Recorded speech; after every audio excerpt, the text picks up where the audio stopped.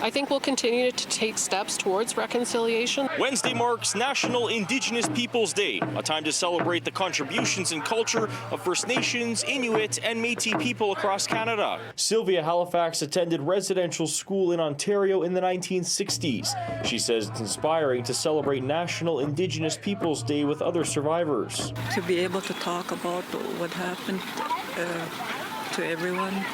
Not everybody wants to talk about it, but some people do. Tracy Mentuck says both her parents were forced to attend residential school and still continues to grieve from the intergenerational trauma she experienced as a child. I broke that cycle when I had my 9-year-old son, and it's difficult. It's very difficult to live. She says days like these are extremely important for her healing journey. My kids don't know their culture.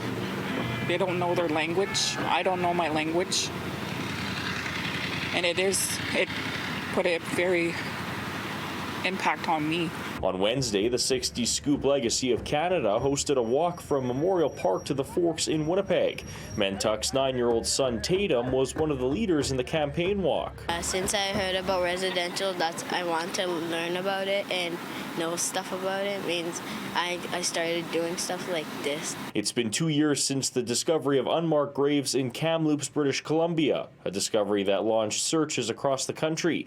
Catherine Strongwind says Canadians have been more open to learn about residential schools since that time. The climate in Canada has really changed in the last few years. For myself anyways, I feel that there's more willingness to work together, to have these tough conversations, but also to come out and celebrate some of these really important days. Survivors and their families gathered at the Forks for a line dance and powwow. Wayne Mason says a very important custom for Indigenous people is to come together and celebrate. A lot of medicine, a lot of healing, and that's the biggest part.